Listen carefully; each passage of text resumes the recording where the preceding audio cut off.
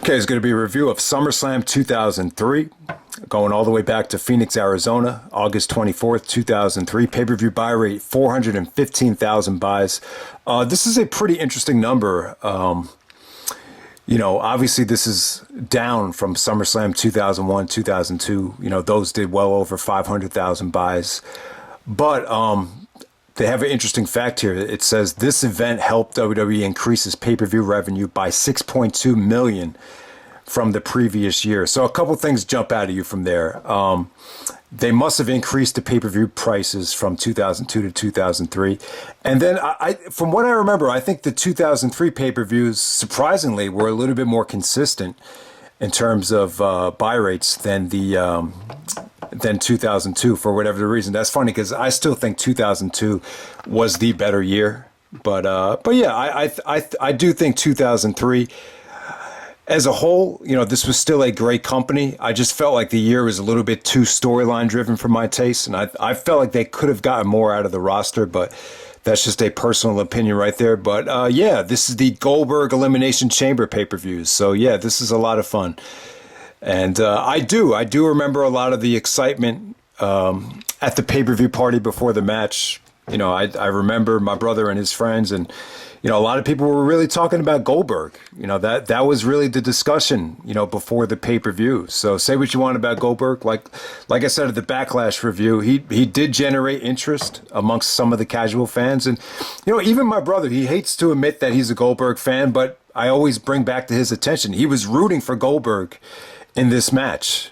He was cursing at Triple H and rooting for Goldberg. So say what you want about Goldberg, but yeah, he did turn the tide with a lot of people. But yeah, let's get right down to the show. This is a very weird show. Originally, from what I remember, the plans were to do, Triple H versus Goldberg, Jericho versus Nash, and a hair versus hair match, Shawn Michaels and Randy Orton.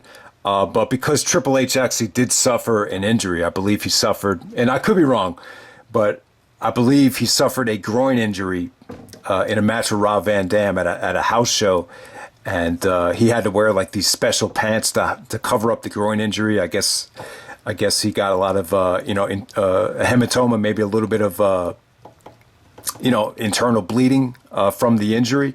So to cover it up, they kind of rushed this Elimination Chamber match at the last second. But I think it was a smart move because, we're on the verge of Unforgiven 2003, which would have been the second Raw brand-only pay-per-view. So to do a brand-only pay-per-view with a bunch of SummerSlam rematches doesn't sound very attractive, from a, financial standpoint. So, I think they made the right decision. I think the main event definitely did get people excited about the, Triple H Goldberg build-up heading into Raw. So yeah, we get off to a slow start. So because, this card was very, it lacked a lot of depth. I'll definitely say that. Anytime you put, all these guys into the Elimination Chamber, the card was definitely, missing a lot of depth. And then you still had great guys that weren't even able to get onto the show. Christian, the Intercontinental Champion, left off the show. John Cena. In my opinion, this was, the summer of 2003 was like the highlight of Cena's career, at least in terms of promos. And, John is nowhere to be found on this show. So, so I think they could have done a better job with the actual card here. So first match tonight, you got La Resistance, Rene Dupree and Sylvain Grenier, teaming up to take on the Dudley Boyz for the Tag Team Championship. Yeah, I mean, I thought the tag division was stale as shit, going back to this time. So this is definitely something you could have seen on Raw.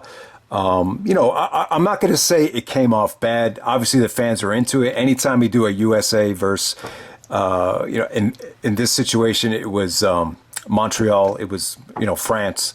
So it was the match definitely had a lot of emotion in terms of being patriotic. Obviously they wanted the Dudleys to win this thing, but it was definitely a Raw quality opener right here. Nothing bad, but it's just it probably wouldn't have made the show if they didn't change around this card. But yeah, La Resistance got a lot of heat because Rob Conway disguises himself as a cameraman and ends up screwing the Dudleys out of this match right here. So, yeah, Rob Conway, I don't think he was French-Canadian, but he was actually playing a French-Canadian sympathizer, loyalist, whatever you want to call it. But, yeah, not one of the best SummerSlam openers, to be honest with you. All right, so next up we got Undertaker taking on A-Train with Sable. Sable's on the promotional poster. So I'm going to try to use a alternate cover for this video because, you know, Sable was actually naked with the SummerSlam S kind of crossing out her private parts. So I don't want YouTube to age restrict the video. So I want to try to find an alternate cover, but we'll see what they got available. But yeah, Undertaker and A-Train, not that great of a match. I'll tell you what though, Undertaker in 2003, I think I might prefer Undertaker in 2003 over any other year. I just thought he had gotten back in shape. He was having great matches with great opponents. Yeah, so I would definitely say Taker's two best years in the ring, in my opinion, probably 97, 2003, or 2007. Any one of those years. I just thought Taker was on fire in 2003 in the ring. But it's kind of weird. I do remember the PWI 500. Someone was trying to make a case that maybe our rating system is flawed because number 19 had a much better year in the ring than number 2. So Triple H was number 2 because he's world champion, is kayfabe oriented. But, you're trying to make the argument Undertaker was a better in-ring worker than Triple H in 2003. So he should have been higher. There shouldn't have been that much of a gap. And I always thought that was a very funny argument. But, the PWI 500, it's a cool system, but, it's the criteria has always been very confusing. For me. But yeah, Undertaker and A-Train is kind of a boring match right here. I know it's tough to get a great match out of A-Train. I know Edge struggled getting a great match out of A-Train.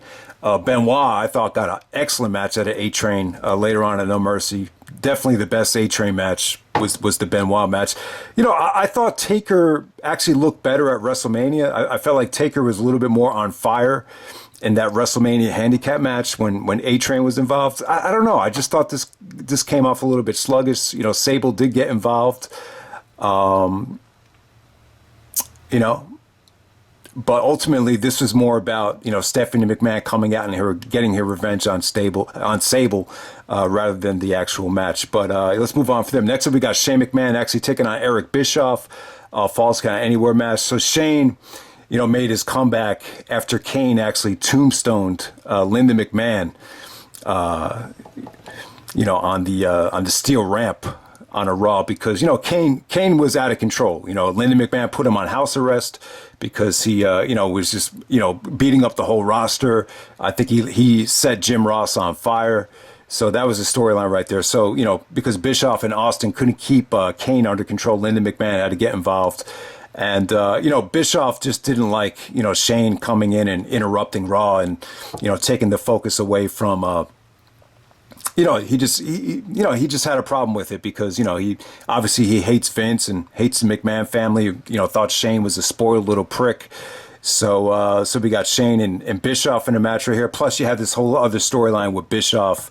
Actually, this was a little bit too over the top, very unrealistic. Bischoff actually was caught making out or, forcing herself on Linda McMahon to pour more fuel into the fire. But yeah, this was overbooked. This was fun. This featured the heel turn of the coach. And I thought Coach did a great job. They actually cut Jim Ross's mic and, Coach was actually making fun of Jim Ross, doing his Jim Ross impersonation. Like, Shane's down, getting whipped like a government mule. So yeah, the Coach turn was really well done. And the camera angle when Coach interfered, you didn't see it coming. You just saw someone, hit Shane with a chair. And then to see it was Coach, it was like, what the fuck is happening? But, Coach, they wanted Coach to be part of the commentary team at the time. But, he struggled being a play-by-play guy. Eventually, he would fit in as more of a color analyst. But, this whole thing was just overbooked. It was just, this whole match was just kind of filler. And I think the whole point of it was just so you could have Austin come out. At the time, Austin had a storyline going where he couldn't attack anyone unless he was provoked. And Shane actually shoves Coach into Austin. So Austin attacks Coach. They attack Bischoff. So Shane actually does the elbow drop, off the top turnbuckle onto the table to put Bischoff away. But yeah, it was overbooked. It was fun. It's a tough match to rate. But yeah, this whole thing was, it set up the coach's heel turn. You were able to get Austin to go out and do his thing out of SummerSlam, so everyone went home happy. From an entertainment standpoint, it was probably one of the highlights of the night, without a doubt. All right, so next up, you got Eddie Guerrero defending the United States Championship against Chris Benoit, Rhyno, and Tajiri. Yeah, you know what, man? You know what I would have done? I would have had this open up the show, but actually have it be like a fatal four-way elimination match, and they have it come down to Eddie and Benoit. I think that would have been great. I think it was a little bit too short.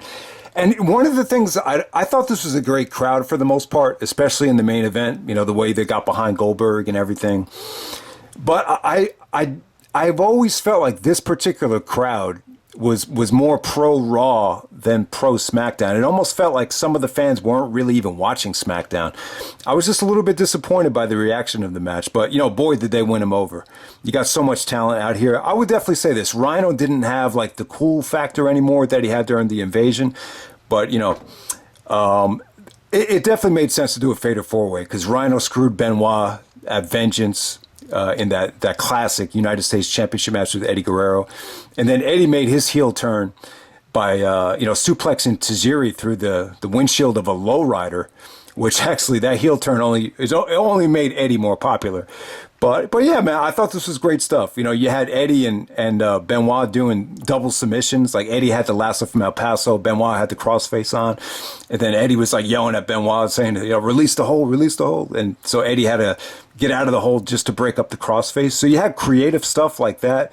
You saw Benoit go at it against Tajiri. Probably the only time you got to see Benoit go at it with a Japanese talent. Obviously, we know Benoit's history in Japan, so it was cool to see him and Tajiri go at it.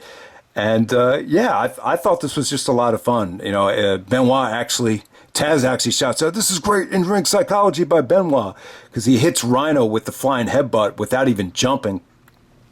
Then Benoit actually takes out Tajiri. It's like a power bomb outside of the ring, and then Eddie actually hits the frog splash on Rhino's back to get the victory. Yeah, this was wicked awesome for the amount of time that it went. I just wish it got more time.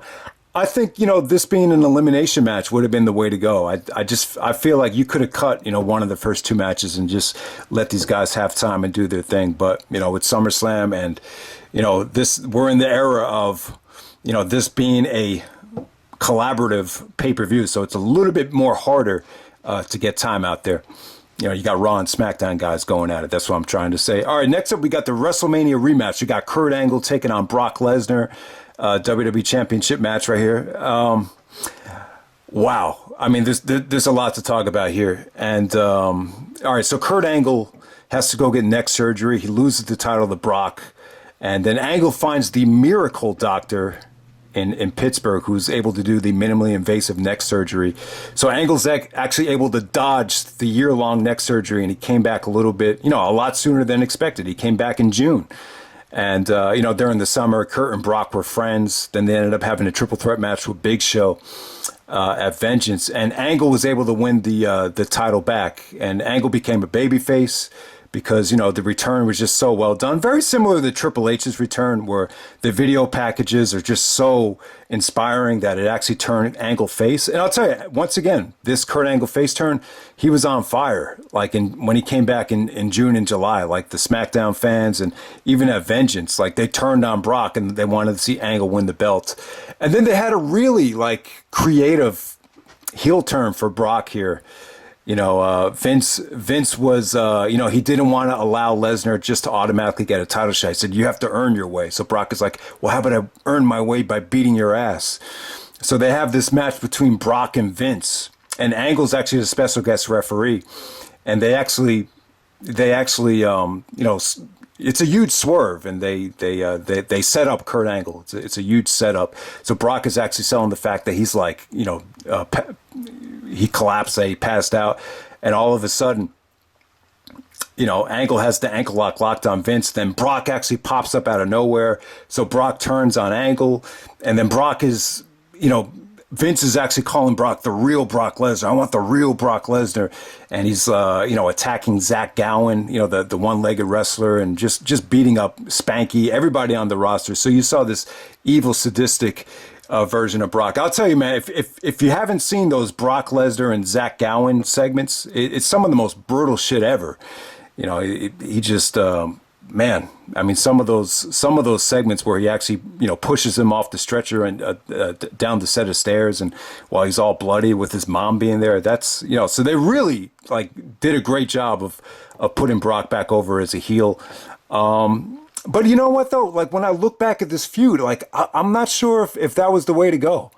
Like that would have, like this whole Kurt Angle babyface turn. I think this would have been, out of the three options, I think in retrospect, it was, you know, for the short term, you know, it was, you know, Angle, it was a great way to capitalize on Angle's return and his popularity. But I would say this, I would have preferred Angle to stay a heel and side with, you know, stay with Team Angle instead of turning on Shelton and Charlie. I wish Angle had stayed with Shelton and Charlie. I think that would have been better for their careers and Angle. I think keeping Angle as a heel. Plus, you know, Angle wasn't even gone for that long. You know, I could definitely see the reasoning in turning Angle a babyface if he was out a whole year, because you would miss Kurt Angle so much that you had no choice but to turn him babyface. But yeah, I mean, it's a tough decision. In my opinion, like this is still one of the toughest decisions ever, like in WWE history. But you know, I do wish that Angle took the whole year off just to, you know, heal his neck. I think long term, you know, him not taking that year off was. I think it caught up to him. So I really do. I really wish he got the Dr. Youngblood neck fusion. I know Angle, you know, argued against getting the fusion surgery, but I just think it would have been better for him. You know, definitely long term. So, but yeah, this match with Brock right here, great rematch right here. Very unpredictable. You know, I just remember Brock was, you know, reported that he was supposed to win the title back. And I thought Brock was great in this match. I just thought his personality came through. You know, he came across very frustrated, you know, throwing the steel steps, and you saw a lot of great wrestling from him as well. He actually busted out the fisherman suplex to pay homage to Kurt Hennig. They did some really creative things as well. The one submission that Angle did where he actually rolled up on Brock's back and actually started, you know, choking him out by the legs. That was really cool. I've you know, you never saw anything like that before. There was definitely some friendly competition, or, you know, competitive competition going on in the beginning where Brock is like, you're too small. But yeah, I mean, Brock's selling of the ankle lock was incredible, especially when he had the F5 on him and Brock is like hobbling around on one foot. That was great. But I'll tell you what, though, the whole thing with Vince, you know, turning on Kurt Angle and, you know, wanting to promote Brock as the real Brock Lesnar, it seemed a little bit forced, especially the whole thing with, you know, Angle slamming, you know, Vince through the chair after the match was over. I don't know. I just felt like it was a little bit forced. Like this whole thing with Vince and Brock, like if this never happens, this association, because at the time Vince was like, you know, kind of in a relationship with Sable in the storyline. So maybe if it wasn't for this Brock heel turn, who knows? Maybe Brock never, you know, ends up with Sable. That's just something to think about. But yeah, I thought the ending of this match was just very dramatic. You know, Kurt's transitions into the ankle lock and with Brock actually tapping. It's one of the best tap outs ever. Very unpredictable, and I thought it came off great. The one thing I don't like about the match, though, is there's if anyone remembers the original airing of it, Kurt actually counters a F5 into a DDT, and he actually botched it the first time, but then they went right back to the spot. I don't know. I just wish WWE would just let the matches just air for, you know, for what they were, you know. I don't like the constant editing, and I do feel like if you blow a spot, like it's not that big of a deal. Just move on to the next spot. So the DVD version is a little bit more cleaned up. But hey, you know, if you don't remember the botch, maybe it helps the match a little bit. But yeah, I still like the WrestleMania match better. I just thought at WrestleMania, I just feel like it flowed a little bit better. I'm not going to say the crowd was better because it is the main event of WrestleMania, which is, it's tough to maintain that hotness from the crowd. But I just feel like the atmosphere of WrestleMania was just, I just liked it a little bit better than this. Now I do feel like Angle was, you know, he was starting to lose some of that edge. You know, I really did feel like Angle's popularity, it was slowly starting to dip once again. And especially after he, you know, won the title here, it's like, you know, and then when he lost it to Brock in the Iron Man match, I'll talk about the Iron Man match down the road. But yeah,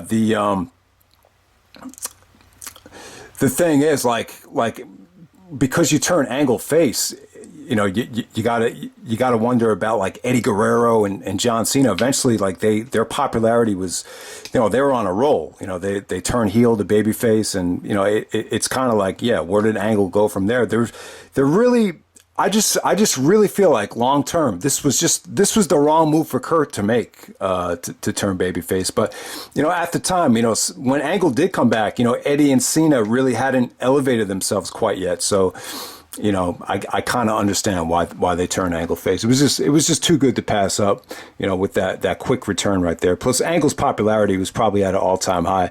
I mean, he did win Wrestler of the Year, Most Popular Wrestler of the Year, Match of the Year.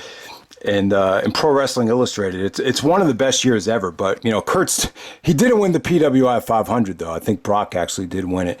All right, so next up you got Kane actually taking on Rob Van Dam. They made this a no holds barred match at the very last second. So yeah, what I remember about this, like a lot of people were upset that they thought Shane was actually going to get this spot at SummerSlam, but the natural storyline would be to go with Van Dam. Van Dam is the one that wanted Kane to lose the mask and show more personality and be yourself. So Van Dam had a lot to do with Kane unmasking, but because the whole Linda McMahon thing came into effect, the storyline revolved more around Shane and Kane than Van Dam. It's a lot of people just felt like, this Van Dam match was just kind of filler.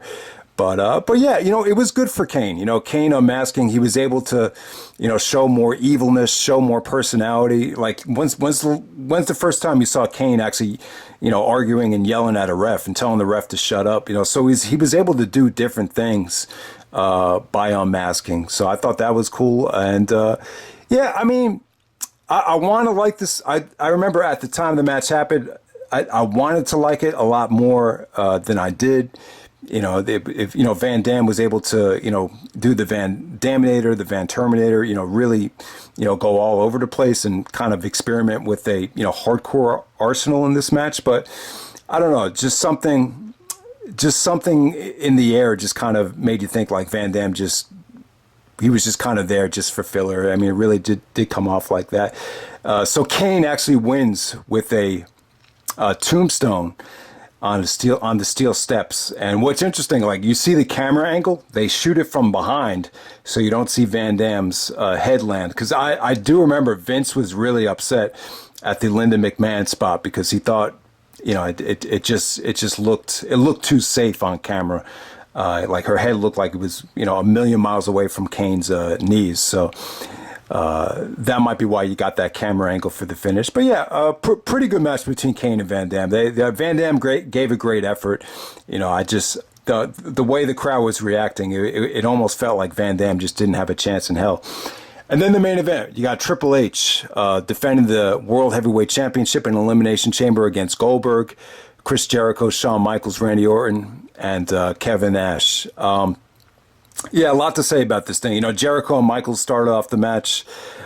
And then, the funny thing is, this is Randy Orton's, I believe, his first WWE pay-per-view.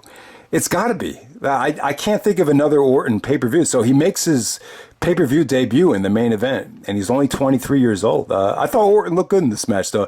It was funny when Orton came out and when Goldberg came out. Orton looked a little bit intimidated by Goldberg, and what I did not know was that Orton's favorite wrestler growing up was Goldberg. I seriously doubt he let Triple H know about that. I remember Triple H gave that whole speech on Tough Enough about how you could tell a lot about a wrestler by who he looks up to. So yeah, I thought that was funny. But yeah, Shawn and Jericho, started this thing out, and Orton comes in, and then Nash comes in. Jericho just shaved his head. So Nash had this weird haircut because he was going to go film The Punisher. So this was Nash's last match. So Nash got quickly eliminated after Michael super kicks him, and then Jericho gives him a jackknife pin to quickly eliminate Nash. But yeah, I thought, looking back on it, I thought this Nash push in the summer of 2003, it was such a waste of time. And to think this is one of the reasons why they didn't give Booker T the belt. I mean, it just sucks looking back on it in retrospect. But yeah, man, the story of the match is just Goldberg, and I'm actually surprised now that, that, you know, Michaels was able to, you know, willingly do this job for Goldberg. Like, I don't know. When it happened, I was just like, oh man, I can't believe Shawn put over Goldberg that easily. And same thing with Jericho too, because him and Goldberg had just had that fight, you know, backstage, that real life fight that was reported on in so many wrestling dirt sheets.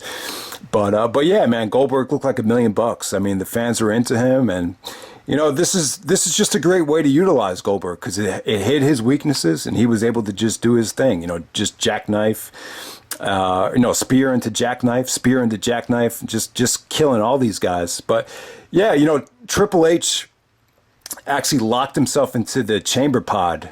And Flair is funny as hell. He was giving middle fingers, and even that stuff with Randy Orton was really funny too. Like backstage, like Orton was like, you know, what if it comes down to me and Triple H?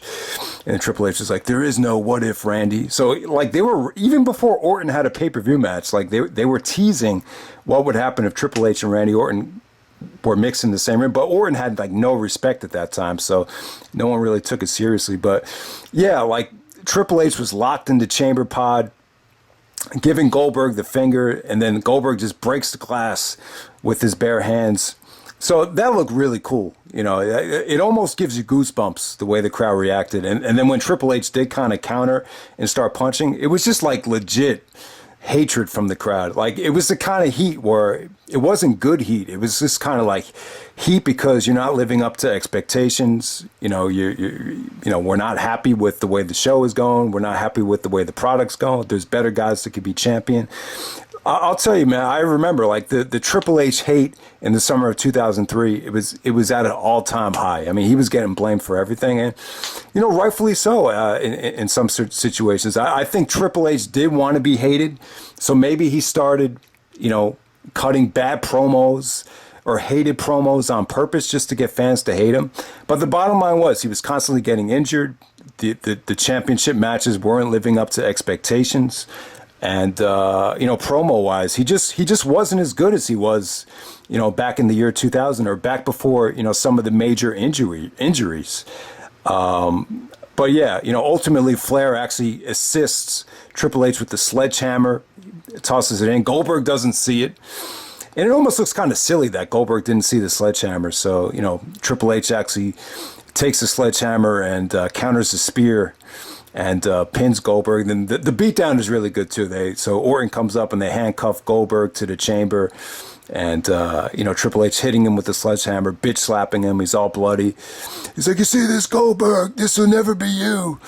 So yeah, man. I mean, good stuff. You know, Unforgiven 2003 got a great buy rate, so I guess this really worked. I think it was the right call. You know, if you want to set up a you know, Triple H Goldberg big money match. So yeah, that's pretty much it, guys. Hope you enjoyed the review. That's SummerSlam 2003. And I'm out. All right.